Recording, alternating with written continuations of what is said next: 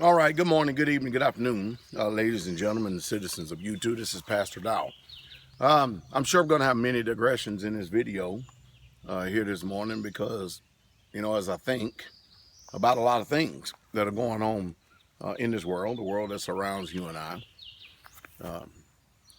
this channel, myself, I desire to impart wisdom, knowledge, understanding, the ability to be able to comprehend and to discern the signs of the times, where we at, to make sense of things in this world concerning social, political, economics, the religious perspective and point of view. However, I do know that I'm not going to reach everybody. It's just part of it. Let me give you a little bit of an insight here to what I'm talking about here and where I'm going. We live in a world that public perception means more to people than the private persona that is really truly the active lifestyle, the realness of a person. I am just a few months shy of 50 years old. And I was sitting down and thinking this morning, and I said to myself, what would be a fool, or what would be a wasted life? And as I sit there and thought to myself, I said, a fool, or someone that has wasted their life, is if they are 50 years old and they still view life and look at life through the eyes of being 20. I think it's a bunch of foolishness. It's my personal opinion. Of course, I'm entitled to it like anybody else. I think it's a bunch of foolishness that somebody is 50 years old. We see it all the time. Trying to present themselves as if they are 20 or 30 years old. What in the world is going on when the older people are trying to act young, and the younger people, they have not the wisdom, ability, or knowledge or comprehension to know what it means to act old, because, after all, or to live old, because all of the older people who are foolish have not learned from the battles and stripes of life. Amazing. But in life, I'm a pastor. A pastor you may not agree with. However, I do think that opinion would change if you would do your own independent investigation, your own due diligence, and your own independent research outside of the scope of your feelings and emotions or what religion has spoken to you. Because, after all, an opinion is not truth or fact or reality. We all know that, right? We all know that, right? You no more expect to come to this channel and for me to give you my personal opinion about something and then try to present it as gospel truth, then I will want to listen to you. I'll give an example.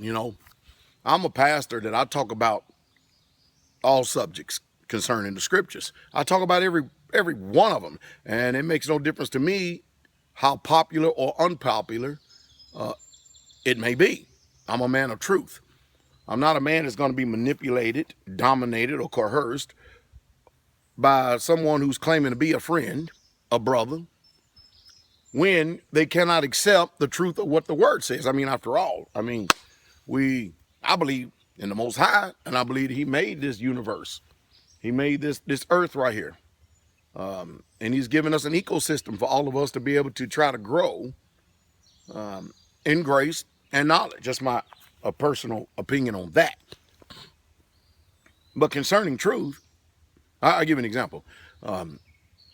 People, as hypocritical as humans are, and that's one thing I've learned about every single human being on the face of planet Earth. Excuse me. Didn't expect that. Mercy. There's one thing I've learned about every single human being on the face of planet Earth. I'm going to tell you something profound about humanity. I don't care if they're young or old. I don't care if they're black or white. I don't care if they're red, yellow, purple, green, blue, brown, whatever you want to call them. The one thing I've learned about every man and woman that has ever lived on this earth, I'm going to tell you something profound right here. Are you ready?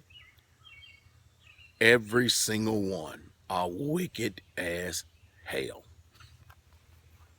The problem that we have is when we have the wicked trying to judge other people who are inherently wicked as if they are righteous.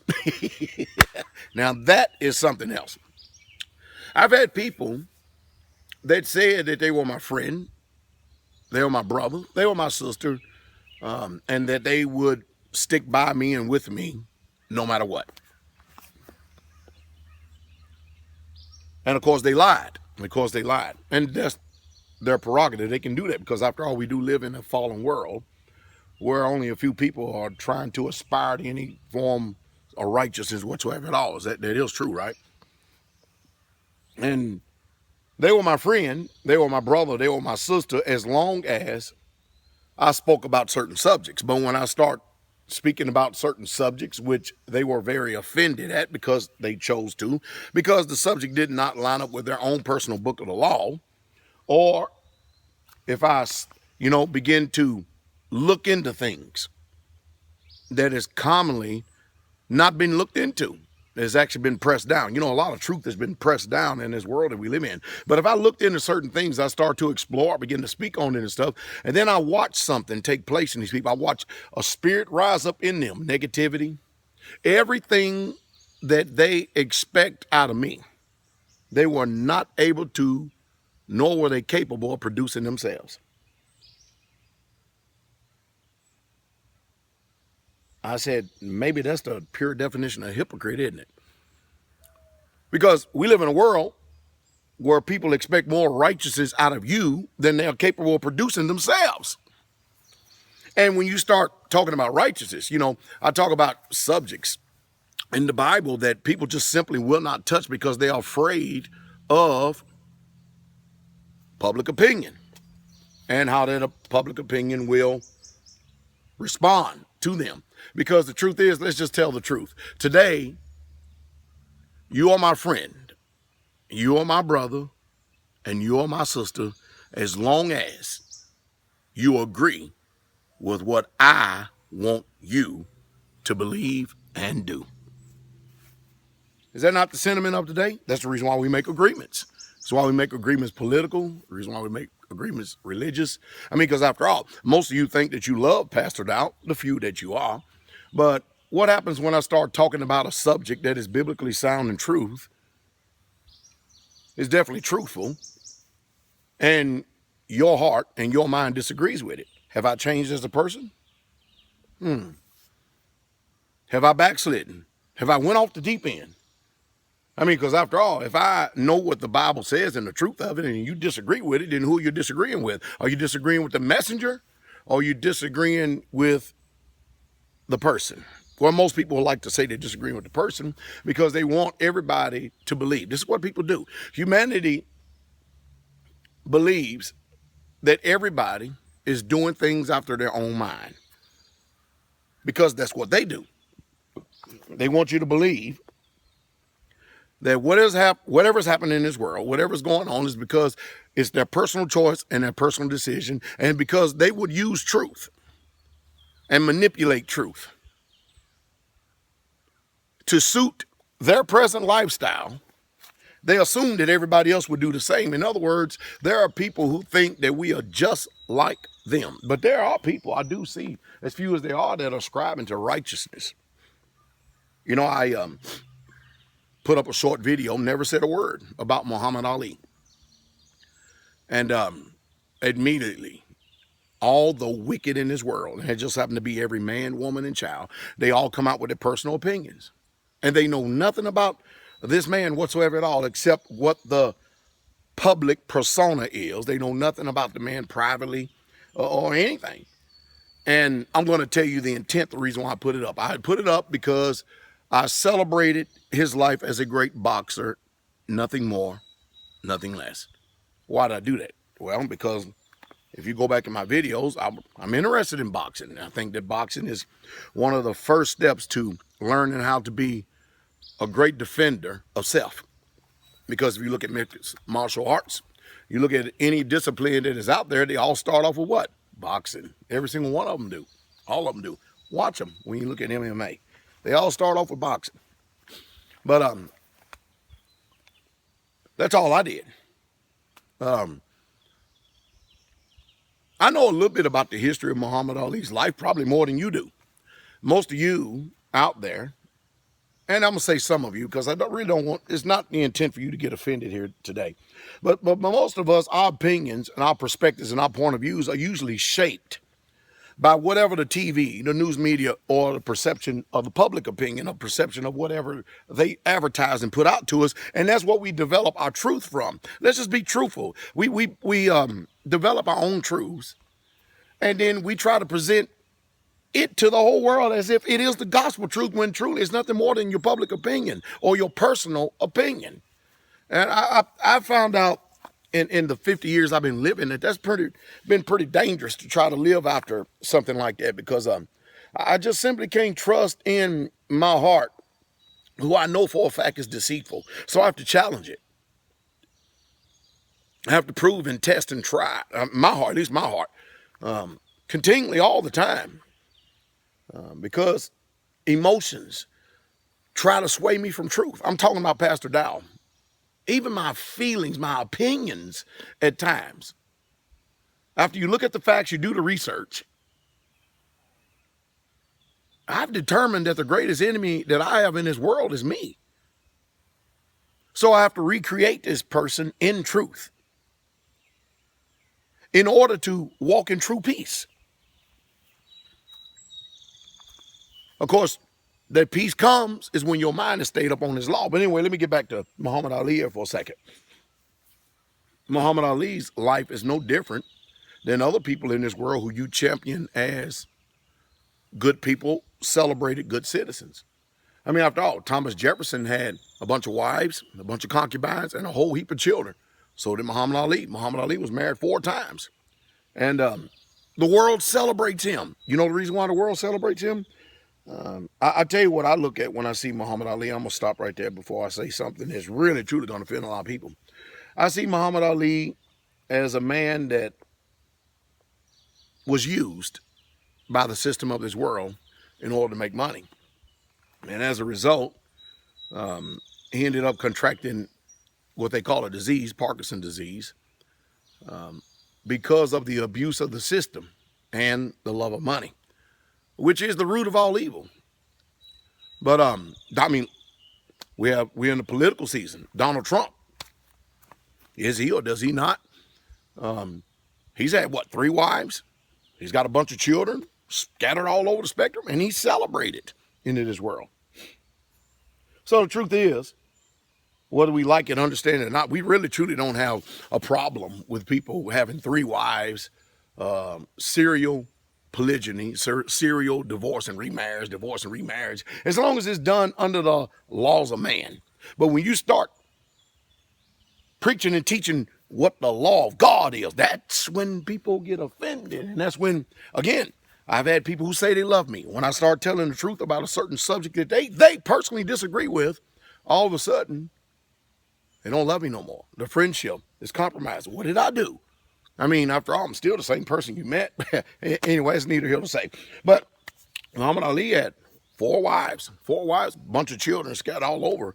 And the last that I heard, his son, Muhammad Ali Jr., is actually somewhere in Chicago, living on food stamps and welfare. Now, I live out to the principles of truth that, providing that they're following you. You know, I have many sons in the ministry, and the parents just lay up and store up for the children and not the children for the parents. But of course, that is predicated upon what you believe. I mean, after all,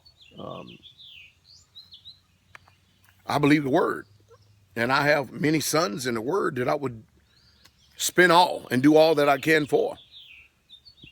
I have a natural son who I love very dearly, but he doesn't follow me as I follow Christ like I have all these other sons. And I have intelligent people in this world and young sons that has got degrees master degrees. That make money in this world. I have lawyers that listen to me and follow me as I follow Christ. That's the venue that they follow me in. Doctors, engineers, just regular old brothers and sisters. And I'm not equating worldly knowledge with wisdom. I would never do that because it's just not a fact. It only allows you to be able to function in this cosmos, in this world that we're living in now. But it has nothing to do with making a righteous soul, a righteous man or a woman. None whatsoever at all. But Muhammad Ali, it just lets you know how powerful religion is, because he started off in the Nation of Islam. He turned his back on Malcolm X. Only later on wished he had stayed with Malcolm X, and he regretted it. The Nation of Islam ended up disenfranchising him, and disowning him. And he went over to the Sunni Muslim. When in America, Christians paint a broad brush of different sects of now let me rephrase that. Here in America, Christians, when you say Muslim, they lump everybody all in the same old category. But when you start identifying, the Nation of Islam, for instance, the Muslim world over there in the East has no familiarity, or this brand of Islam over here, they don't know nothing about it. But Muhammad Ali went to the Sunni Muslim religion, and I guess he can do that because, after all, there are many different flavors of Christianity. But the truth is, when you look at it, be you Muslim or Christians, you're still lumped under one banner, one category. Is that not true? Islam, the Prophet Muhammad, and Christianity, the Roman Catholic Church. So you can be whatever flavor you pick and choose, but that doesn't mean the flavor that you pick and choose is right. It's the flavor you like. No different than strawberry, cherry, watermelon, grape, orange. It's utterly amazing. But people are hypocrites, pretty much. But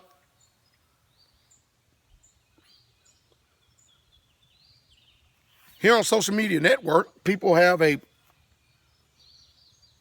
public perception. And people draw public perceptions, and they know nothing about the private persona of a person. That's why a lot of times you see videos, that I actually open up the doorway, the straightway, and allow you to look in. And I'm going to tell you right now, the community and the ministry is at the best it's ever been in its history.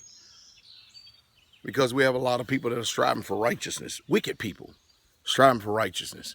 But, I guess I'm strong in character because I won't let another wicked person in this world who have their feet above this earth and on this ground judge me in any way, shape, fashion, or form. Wouldn't that not be stupid? If I'm 50 years old and I get all offended and upset like somebody in their 20s or in their 30s, these people are children to me. Well, what a wasted life of 30 years if you 50 years old and you think the way you did when you were 30 or 20. Whew, that's foolishness, isn't it? But anyway, Muhammad Ali died of a disease, and I'm going to end this video right here. I hope I have said something. I just rambled this morning. This is morning breakfast bread. I just not walking because I had so much. I wanted to try to just at least get out there. Maybe I'm reaching somebody. I don't know. Could be. But again, diseases. All diseases carry a spiritual weight, whether you like it, understand it or not. And you have to understand, if your mind is diseased to where you're not trying to do anything to grasp the truth, to live the truth, to come to the truth and be of the truth, and then live that truth, you're going to suffer from these diseases. It's just a trade-off. I can't expect to sit up here and smoke cigarettes for 50 years and not develop lung cancer or emphysema or some type of debilitating disease. It's just obvious it's going to happen. There's a cause and effect for everything. I believe a lot of these diseases, especially things when people are suffering strokes, Parkinson's disease, and I'm just going to deal with those two right there, and diabetes. Let's go ahead and make it 3. It all has to do with diet. It all has to do with this depleting ecosystem we have around us. The earth is not really worth too much of nothing right now because it's been depleted of minerals and stuff. But how many people actually get enough electrolytes? I mean, people actually drink enough water on a daily basis. People prefer soda. All different types of fountain drinks over water. Or even a tea, something that's got some color or flavor or something, whatever it is. It makes no difference that you're 70% made up of water. And that's what your body craves. That's what it's naturally wanting. But it's totally irrelevant because my lust means more. And my taste buds means more than what's good for my body. But then later on, I'll look for some miracle pill that will just miracle all of this neglect that I've been doing all of my life. And it's going to make me better. No, it's going to make you worse because all it's going to do is mask and cover up the symptoms of the disease while your body continues to deteriorate and break down and go from bad to worse. And henceforth, let me say this. I too much don't care or think too much about preachers